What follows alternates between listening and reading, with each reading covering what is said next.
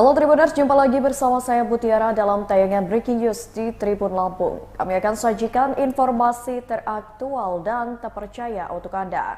Dan inilah tayangan Breaking News Tribun Lampung selengkapnya. Perampok motor ojek online di Bandar Lampung tertangkap.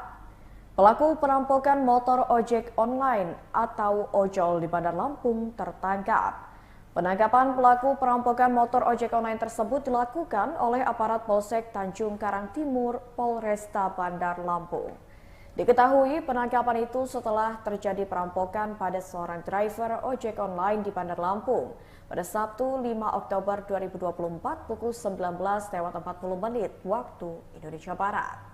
Peristiwa perampokan motor ojek online itu pun terjadi di Jalan Yasir Hadiproto atau tepat di Indekos Zamzam, Gunung Camang, Kelurahan Tanjung Gading, Kecamatan Kedamaian, Kota Bandar Lampung. Pelaku perampokan tertangkap setelah aparat Polsek Tanjung Karang Timur melakukan penyelidikan. Penyelidikan atas laporan korban dengan nomor laporan polisi LP-B-179-10-2024 tertanggal 5 Oktober 2024. Pelaku diamankan setelah korban melaporkan kejadian pembegalan atau perampokan kepada pihak kepolisian. Pelaku yang tertangkap diketahui bernama Irfan Kurniawan, merupakan warga Kelurahan Sawah Lama, Kecamatan Tanjung Karang Timur, Kota Bandar Lampung. Dalam menjalankan aksinya, pelaku Irfan berpura-pura menjadi penumpang ojek online. Pelaku pun sempat menodong korban dan driver ojek online yang memakai senjata tajam dengan tujuan untuk merampok motor. Namun upaya pelaku perampokan tersebut pun gagal setelah korban melakukan perlawanan. Korban langsung menjatuhkan sepeda motornya ketika pelaku menodongkan sajam.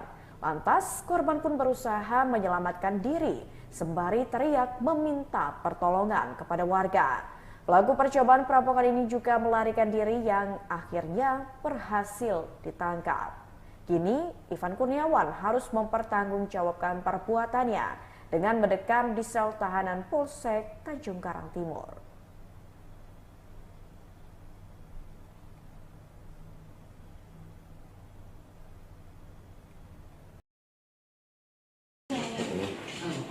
Bolong ya kaki lo nih? Anduri ya? Jadi kamu ngaku media?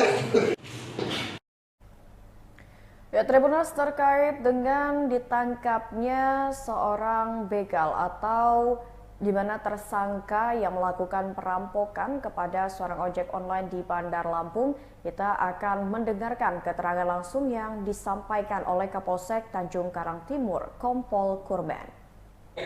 Selamat siang rekan-rekan media. Kami menjelaskan dari Polsek Tanjung Karang Timur bahwa pada hari Sabtu tanggal 5 Oktober sekira jam 19.40 datang ke penjagaan Polsek Tanjung Karang Timur yang diantar oleh masyarakat. Rupanya yang bersangkutan adalah korban percobaan curas, ya.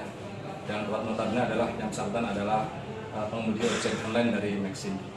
Kemudian dengan laporan tersebut, Piket Fungsi berikut Babin Kamtimas segera mendatangi TKP tempat dia terjadi itu. Bisa dijelaskan bahwa yang bersangkutan tuh order dari Panjang menuju ke Tanjung Gading, ya. Tetapi sebelum sampai ke tujuan titik yang ditentukan kurang lebih 400 meter, yang bersangkutan, ya, saudara korban nih, lapor ini ditodong dengan golok, ya, di leher sebelah kanan, kelihatan dari spion pengendara tersebut. Selanjutnya dengan cekatan korban membuang ataupun membanting sepeda motornya ke kanan dan sama-sama jatuh. Kemudian teriak minta tolong kepada masyarakat. Nah, selanjutnya Babin beserta Piket Fungsi tetap menyisir ke lokasi kejadian untuk mencari pelaku yang notabene sembunyi di rumah warga. Alat yang untuk melukai pengemudi tersebut jenisnya golok tajam. Itu sempat ditusukkan kepada korban? Ya, ditempelkan tusuk kepada leher sebelah kanan korban. Kemudian pengungkapannya kami, ya, bersama-sama masyarakat, dibantu masyarakat menyisir lokasi yang dicurigai tempat dia bersembunyi. Keadaan gelap malam hari, ketemu yang bersangkutan, kemudian langsung kami amankan. ya yang bersangkutan. Tetapi dalam perjalanan kami mengembangkan karena dalam tas itu juga ditemukan dompet serta KTP orang lain serta STNK orang lain. Dalam pengembangan tersebut yang bersangkutan melakukan perlawanan aktif ya dengan masyarakat juga, akhirnya kami lakukan tindakan tegas terukur pada yang bersangkutan. Kalau untuk tersangka sendiri? Untuk di tempat kami baru sekali ini yang bersangkutan telah diambil keterangan.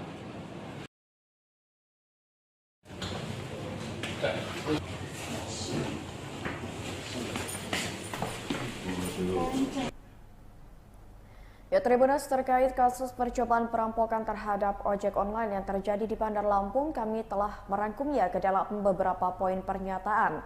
Di mana pertama, Polsek Tanjung Karang Timur, Polresta Bandar Lampung melakukan penangkapan pelaku perampokan motor ojek online. Penangkapan dilakukan setelah terjadi perampokan pada seorang driver ojek online di Bandar Lampung pada Sabtu 5 Oktober 2024 pukul 19:40 waktu Indonesia Barat.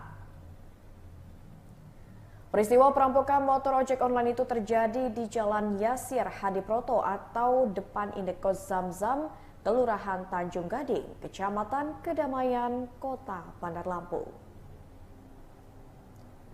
Pelaku yang tertangkap diketahui bernama Irfan Kurniawan, berusia 37 tahun, warga Kelurahan Sawah Lama, Kecamatan Tanjung Karang Timur, Kota Bandar Lampung.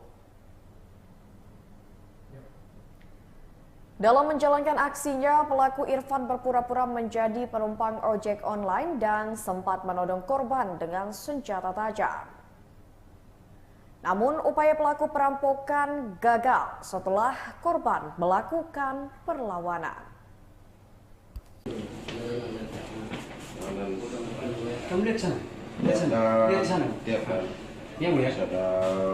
Kanan bang, kanan. Ya, Tribuners, terkait kasus perampokan terhadap ojek online yang terjadi di Bandar Lampung, ini pihak Kapolsek dari Tanjung Karang Timur ini sudah menangkap pelakunya. Nah, saat ini kita akan berbincang mengenai kasus tersebut dengan akademisi dari Fakultas Hukum Universitas Bandar Lampung, yaitu Bapak Beni Karya Limantara. Halo Pak Beni. Ya, halo Mbak.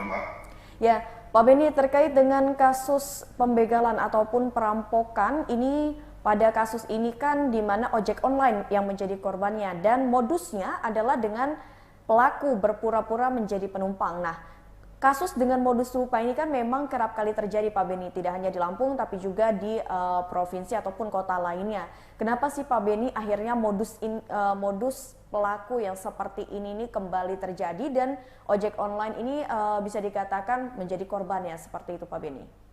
Oke, terima kasih Mbak Muntiara. Saya melihat ojek online ini kan terkadang bekerja di waktu malam hari ya Mbak ya. Ada beberapa yang memang trayeknya itu trayek malam lah gitu.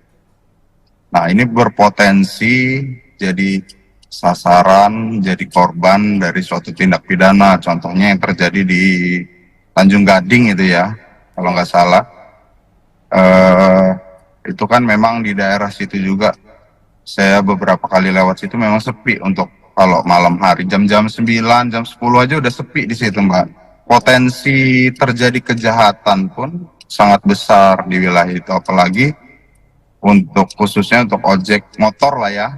Potensi untuk terjadinya tindak pidana, contohnya kayak ini perampokan atau pencurian ya dengan kekerasan, sangat-sangat rentan terjadi jika memang di tempat-tempat yang memang sepi seperti itu Mbak.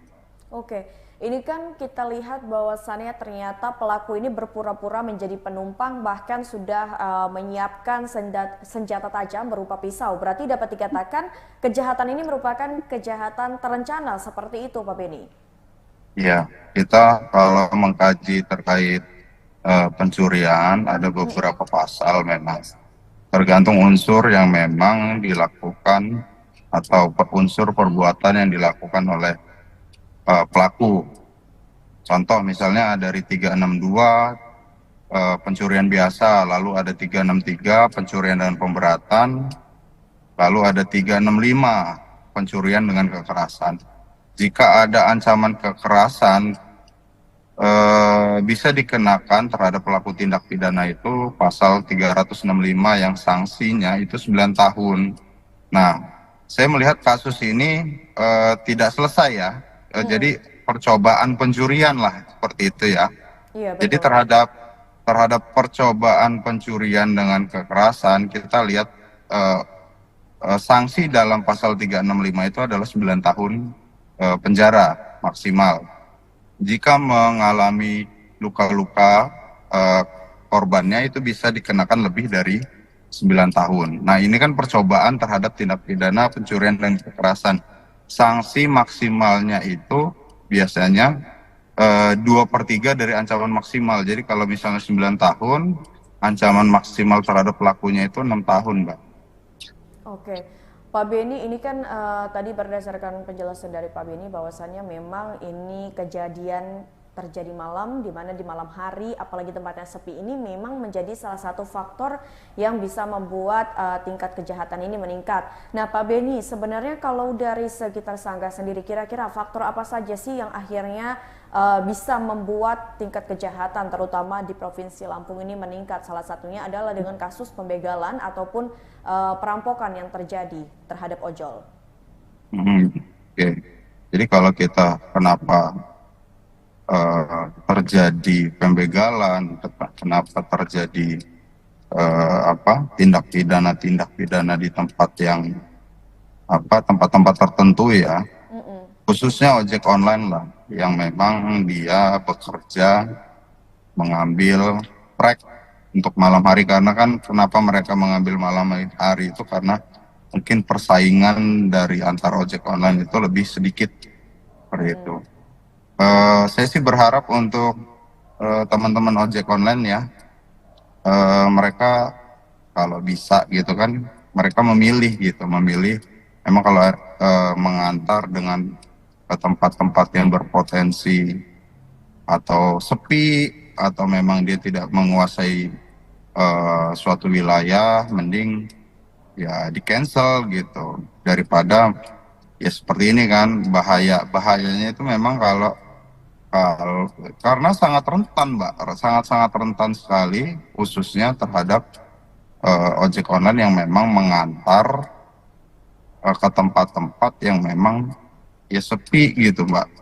Jadi kalaupun ya untungnya di saat dia teriak ada warga yang mendengar dan langsung menolong. Tetapi kalau misalnya kalau sudah meminta tolong, teriak-teriak, nggak ada yang nolongin, itu repot juga kan kalau seperti itu. Oke, baik. Jadi ini kalau untuk pesan mungkin kepada aparat penegak hukum ataupun aparat kepolisian ini, terutama di tempat sepi, apakah perlu diadakan patroli, mengingat ini kan bisa dikatakan sebagai pertanda bahwasannya ini tingkat kejahatan di malam hari ini sepertinya di Bandar Lampung sudah mulai kembali muncul lagi gitu, Pak Beni. Iya, betul. Jadi harapannya ke depannya, khususnya terkait patroli ya, patroli untuk pencegahan terhadap terjadinya suatu tindak pidana, ya ke depannya polisi lebih intens lagi lah, dan polisi juga bisa bekerja sama dengan masyarakat sekitar gitu, dikembangkan lagi lah, kayak misalnya ronda seperti itu. Karena polisi kalaupun kita meminta untuk selalu patroli, itu tidak cukup kalau tidak ada peran dari masyarakat juga. Jadi masyarakat juga di situ harus care, harus interest terhadap daerahnya. Jangan sampai daerah-daerah mereka itu dijadikan tempat oleh pelaku tindak pidana untuk beraksi seperti itu.